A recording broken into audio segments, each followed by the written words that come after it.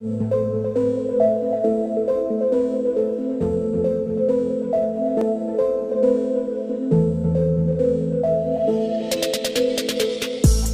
buat semuanya. Ini dari tim Muara Jati. Ya, dari tim Muara Jati dengan Bapak siapa ya Pak? Maktum.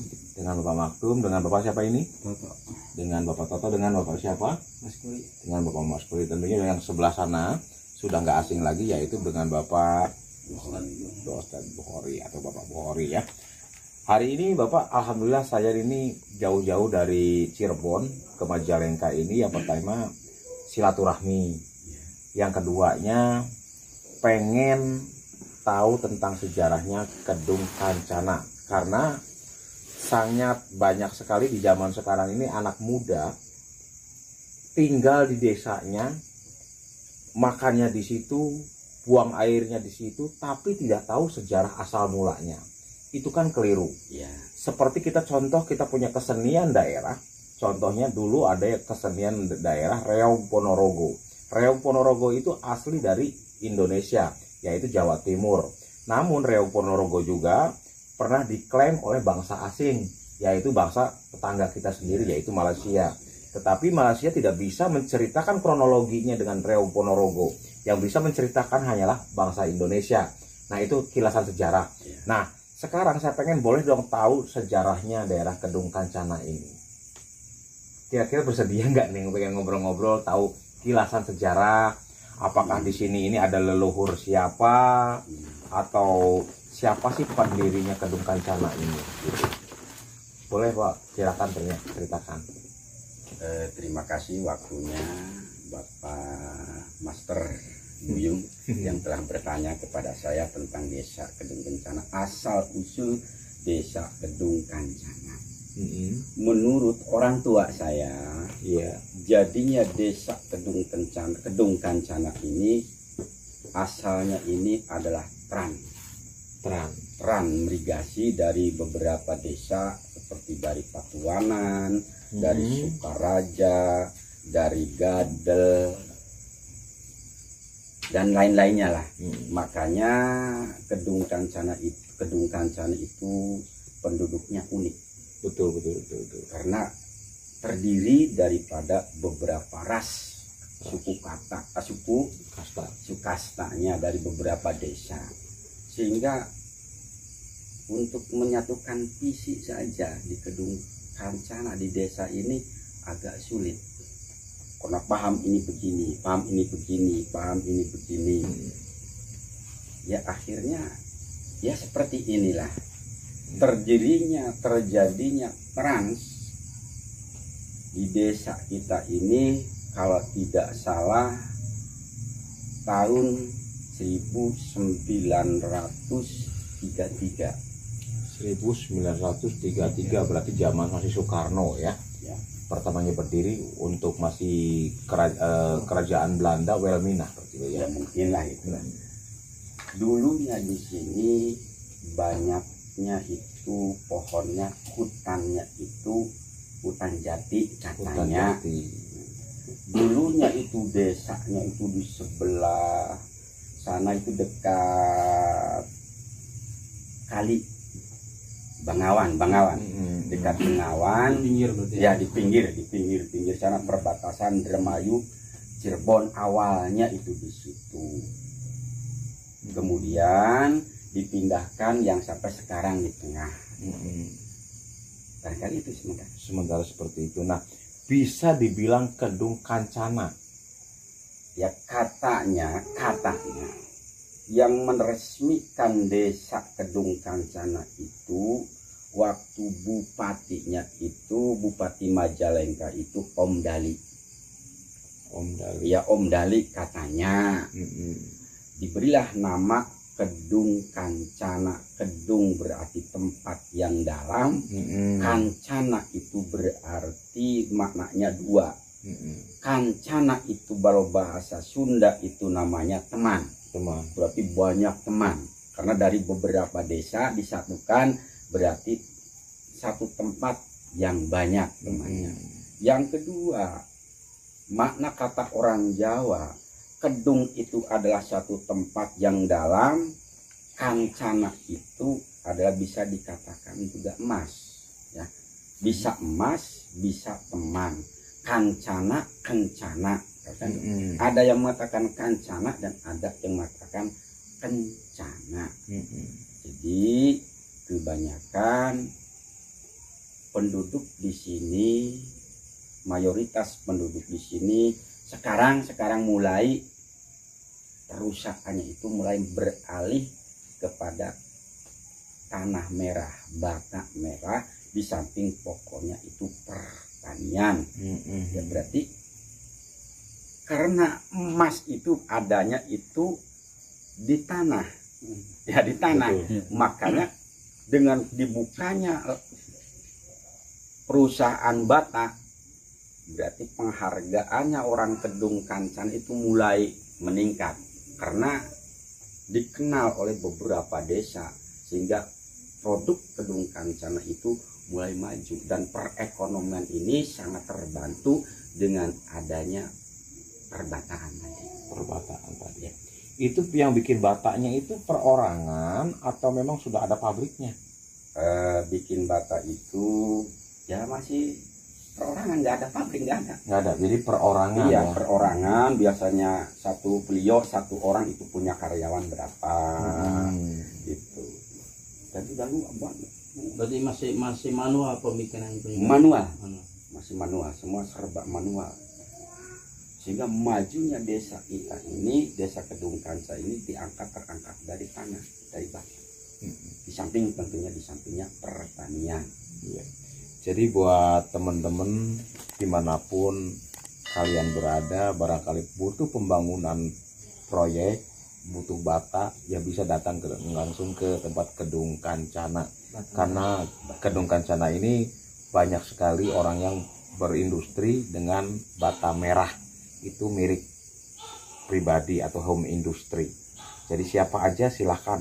Mudah-mudahan harganya sangat jauh berbeda, tapi kualitasnya luar biasa dan bagus sekali, ya.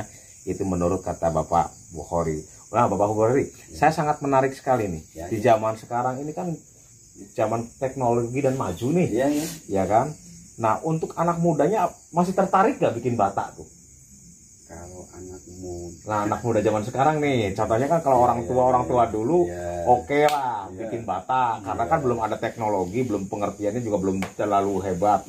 Nah sekarang kan anak muda kan setidak-tidaknya kan gaul, ngelihat HP, ngelihat YouTube, ngelihat ini, ngelihat itu. Nah kira-kira anak mudanya nih masih melestarikan nggak sebagiannya?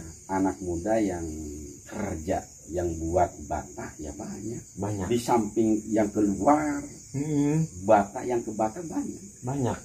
Yang masih bujangan banyak. Masih regenerasi masih ada. Yang dikhawatirkan karena sekarang udah zamannya teknologi, malah ditinggalin satu persatu gitu yang dikhawatirkan. Tapi kalau memang seperti itu kita nggak khawatir guys ya, karena kenapa tidak khawatir? Regenerasinya masih ada yang meneruskan gitu, jadi nggak perlu khawatir. Dan Kedung Kencana ini juga mempunyai keunikan tersendiri. Selain di daerah Bata, lahan tanah dan sawahnya ini sangat luas, betul ya Pak ya?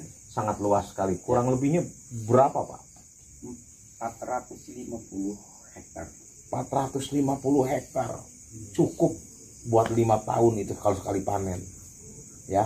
Kalau untuk sekali panen untuk satu desa ini 5 tahun bisa untuk makan, betul ya Pak ya? Nah, sekali panen itu bisa 5 tahun. Nah makanya panennya berkali-kali kalikan, yang makannya orang banyak, dijual luar mungkin ya. Nah yang sangat menarik Bapak, di sini awal mulanya nih berdiri kan Kedung Kencana, kan tadi Bapak udah menceritakan nih panjang lebar jauh ke saya.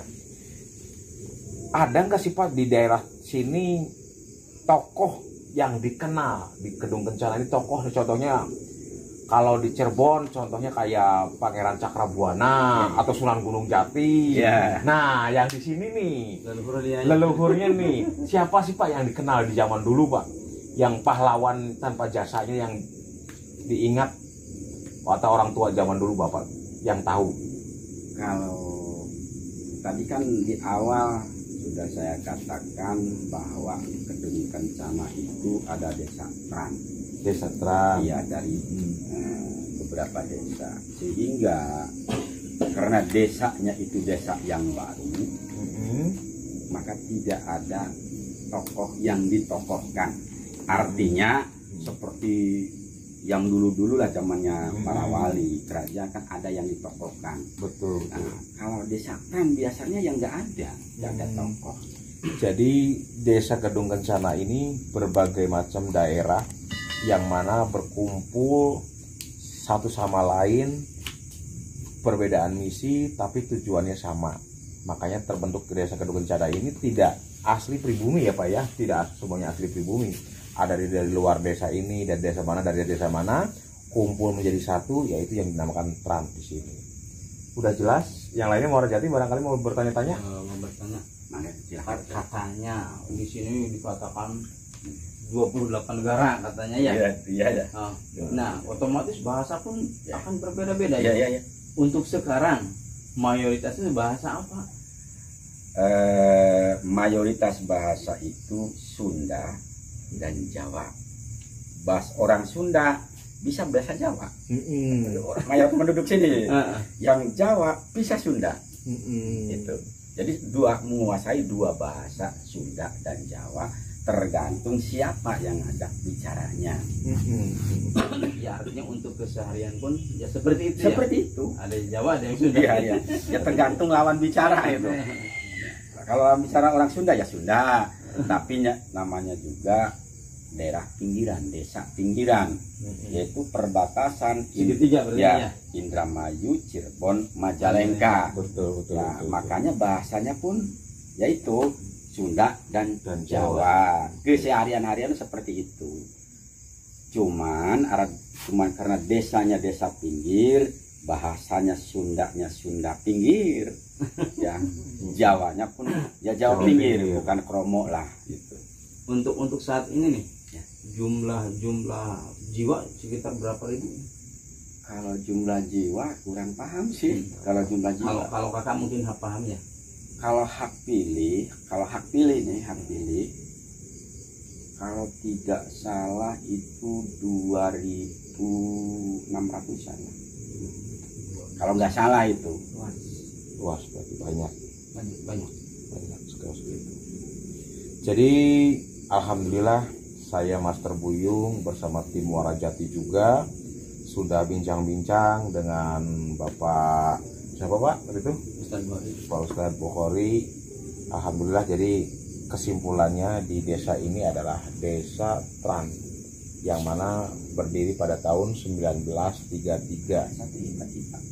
Alhamdulillah 1933, dan sekarang ini sudah banyak yang mana pengetahuan kita hanya sepihak dan tidak tahu kebenarannya. Jadi di sini tidak ada bahasanya leluhur, semuanya menjadi leluhur. Kenapa dibilang menjadi leluhur semuanya? Karena di sini dibangun oleh persatuan dan kesatuan berbagai ras, bangsa, daerah, ya pokoknya antara Jawa dan Sunda menjadi satu, tetap menjadi Siliwangi. Saya Master Buyung dan Muara Jati. Terima kasih Bapak Bukhori udah memberikan informasi. Ada tambahan. Iya boleh. Ya. Silakan. Tadi ada tambahan sedikit yang saya lupa. Dulu waktu meresmikan katanya lah. Iya. Karena pada waktu kan saya belum lahir mungkin. Ya, belum lahir. Katanya waktu Om Dali Bupati Majalengka itu meresmikan desa Kedung Kencana ini, ia beripat-ipat itu pesan terhadap penduduk desa ini bahwa siapapun yang menjual tanah ini untuk dipindahkan, dibawa ke luar desa, maka tidak akan manfaat, bahkan akan hancur. Yang sudah ada pun habis. Itu pesannya itu dari beliau. Itu aja. Jadi semuanya sangat jelas ya. Jadi untuk warga Kedung Kencana juga mungkin kalau ada yang punya tanah pribadi tidak perlu dijual-jual. Nanti takut kalau geser, mitosnya takutnya hancur. Nah, jadi buat teman-teman, ini hanya pengetahuan tapi kebenarannya tetap milik Allah saja ya. karena kita sebagai manusia hanya bisa merencanakan, Tuhanlah yang menentukan. Saya Master Buyung dan tim Muara Jati mengucapkan banyak terima kasih kepada Bapak Bukhori dan yang ada di sini semua. Selamat malam dan akhir kata dari saya pribadi. Assalamualaikum warahmatullahi wabarakatuh.